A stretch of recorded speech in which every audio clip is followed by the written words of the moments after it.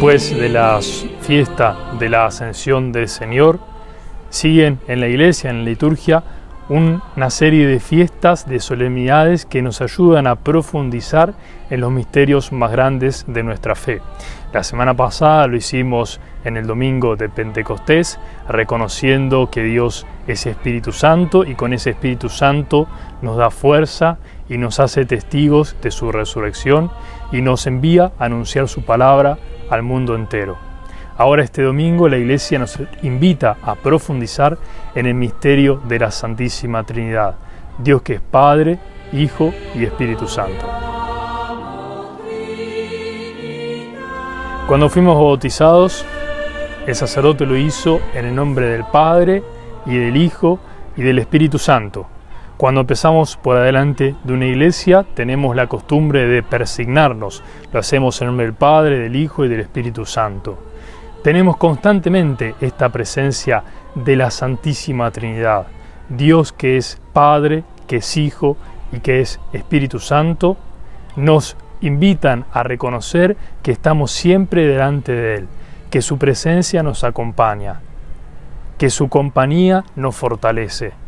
Pero ¿qué significa esto de que creemos en que Dios es Padre, Hijo y Espíritu Santo? Antes que nada tenemos que reconocer que Dios es siempre uno. Dios es indivisible. En Dios no existe división. Dios es uno, permanece uno y ninguno ni nada lo puede dividir. Sin embargo, reconocemos en su intimidad divina, en lo más profundo de su ser, en su vincularidad, Él a la vez está compuesto por tres personas: el Padre, el Hijo y el Espíritu Santo. Las tres consubstanciales, todas participan de este ser de Dios, todas son Dios. Es tanto Dios Padre como también lo es el Hijo, como también es el Espíritu Santo. No pierden fuerza, no pierden calidad, no pierden potencia. Todas tres son Dios. Y en esto nos ayuda la imagen clásica de la teología, este famoso triángulo diseñado hace muchísimo tiempo, en el que nos dice que el Padre no es el Hijo no es el Espíritu Santo no es el Padre, y así viceversa. Sin embargo, todos los tres son al mismo tiempo Dios. Esta es la verdad, podríamos decir, indiscutible, porque es dogma de fe desde la que partimos. Esto es lo que creemos, esto es el fundamento de nuestras vidas, el núcleo de nuestra fe. ¿Y cómo llegamos a estas conclusiones, a esta creencia, a esta vivencia de la fe cristiana? Vayamos a algunos términos de la teología clásica que nos pueden ayudar y nos pueden iluminar. Por un lado, aquello que se llama la Trinidad inmanente, y por el otro lado, lo que se llama la Trinidad económica. Más allá de querer ser palabras difíciles o cosas que podrían complicárnosla, en realidad nos iluminan y nos ayudan a entender un poco mejor. ¿Qué significa esto de inmanente? Inmanente es todo lo que está dentro. Yo tengo también como persona, como ser humano, una inmanencia a la que nadie puede acceder si yo no se lo permito. Incluso aquel que quiera hacer violencia física contra mí nunca va a poder llegar a mi inmanencia, a lo que está en lo más profundo de mi ser, a lo que está en lo más profundo de mi conciencia, de mi psiquis, de mi alma, de mi espíritu. Por otro lado, tenemos esta Trinidad económica, volviendo al ejemplo de nosotros mismos. Un amigo, alguien en quien tengo confianza, un familiar, mi confesor, conocen de mí lo que yo quiero revelarles, lo que yo les doy a conocer. Puede ser de modo consciente o inconsciente, por ejemplo, cuando digo algo de modo consciente, o cuando de modo inconsciente expreso un disgusto con mi cara, con mis muecas, con mis gestos. De esa manera yo estoy expresando, haciendo salir fuera de mí algo que me es inmanente, que me es íntimo. Podríamos adjudicar de algún modo esto a Dios. A Dios en su inmanencia no lo podemos conocer. No tenemos esa capacidad de acceso a la intimidad de Dios. Repito, como incluso no la tenemos de absolutamente nadie. Por eso Dios se revela, se da a conocer. Economía no tiene que ver solamente, como lo habremos dicho en otra oportunidad, con cortar plata. Economía significa administración. Y yo puedo administrar dinero, como puedo administrar bienes, como puedo administrar posesiones, pero también puedo administrar fuerzas humanas o puedo administrar mi tiempo. La economía en Dios tiene que ver con esta administración del tiempo, por decirlo de alguna manera.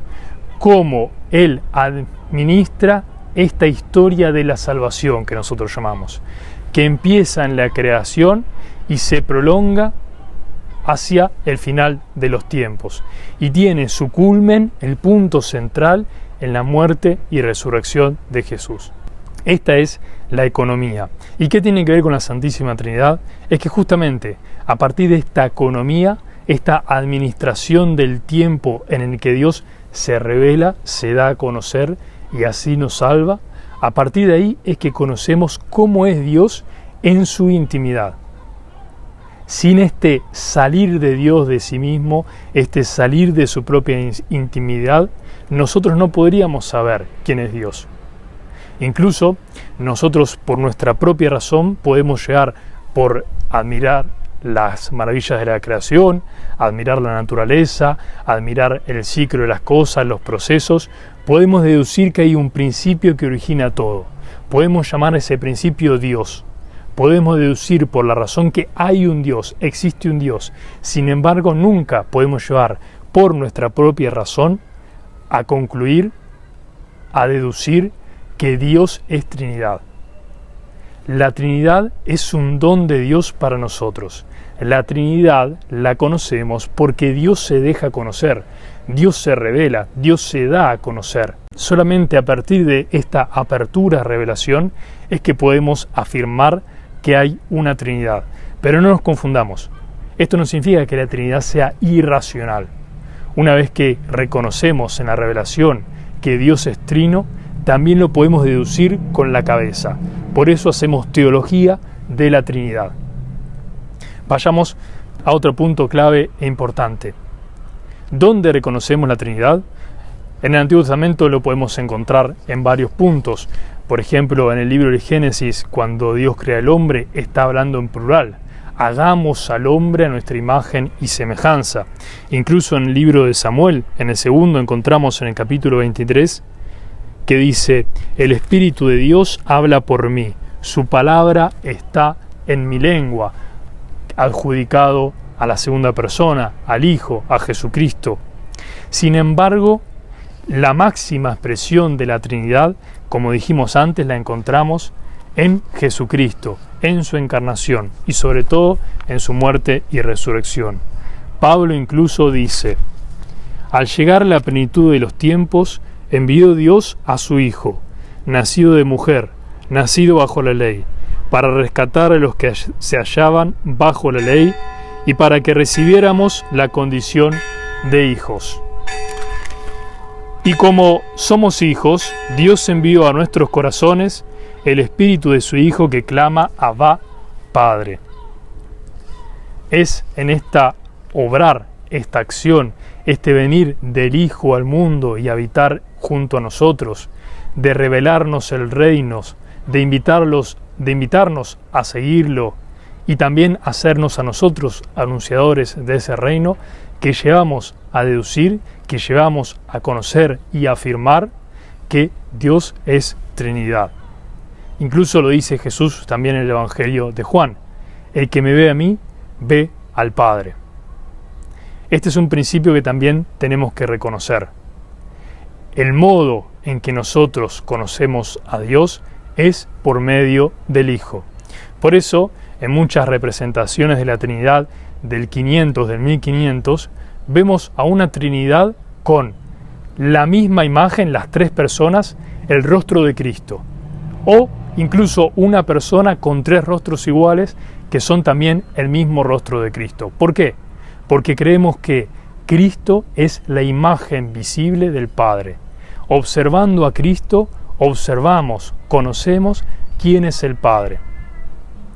Por otro lado, es el Padre y el Hijo los que envían a este Espíritu Santo a nosotros, para que nos dé fuerza y para que nos invite a ser testigos de la muerte y resurrección de Jesús en el mundo y a anunciar este reino que Jesús anunció.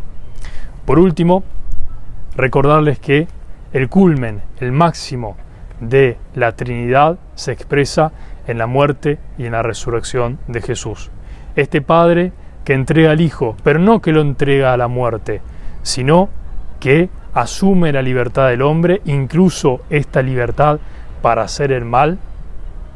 Este Hijo que asume en su propia vida la muerte, incluso con dolor, incluso con sacrificio, pero que sin embargo, después, por este asumir voluntariamente, asumir con amor, el Padre lo resucita y por medio de la resurrección nos viene su Espíritu Santo. En la muerte, en la resurrección, encontramos este misterio de la Trinidad expresado en su máxima potencia. El Padre, testigo, incluso con dolor, pero también con amor, de la muerte del Hijo. El Padre que resucita por su fidelidad al Hijo y que juntos nos dan su Espíritu para que nosotros seamos anunciadores de su buena noticia, de su Evangelio. Que esta Santísima Trinidad, que tantas veces hacemos presentes en nuestras vidas cuando nos hacemos el signo de la cruz, sea también un ejemplo para nosotros, un testimonio de relación. El hecho de saber que no podemos vivir solos en el mundo, de modo egoísta, que estamos llamados a la comunión y que solo en la comunión encontramos el verdadero sentido de nuestras vidas. Que Dios los bendiga, en nombre del Padre, del Hijo y del Espíritu Santo. Amén.